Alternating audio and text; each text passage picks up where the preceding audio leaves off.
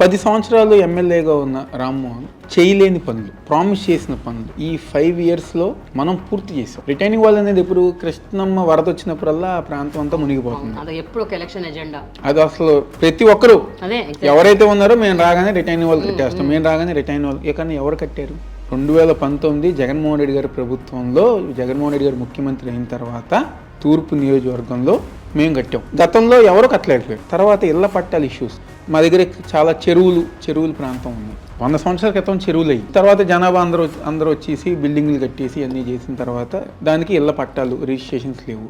ఇవన్నీ గారు కంప్లీట్ చేసింది జగన్మోహన్ రెడ్డి గారి ప్రభుత్వంలో మేము కంప్లీట్ చేసాం. సో అంత కాన్ఫిడెంట్గా 2 సార్లు గెలిచిన ఏమీ చేయలేని వ్యక్తి ఒకవైపు ఉంటే, ఈరోజు 5 సంవత్సరాలు ఏ పదవి లేకపోయినా మాకు నిరంతరం అందుబాటులో ఉంటూ ఎన్నో ఏళ్ళుగా ఈ తూర్పు నియోజకవర్గంలో ఇష్యూస్ అని గారు క్లియర్ చేసిన అవినాష్కి మేము సపోర్ట్ చేస్తామని చెప్పి ఈరోజు జనాభా అంతా చెప్పుతున్నారు.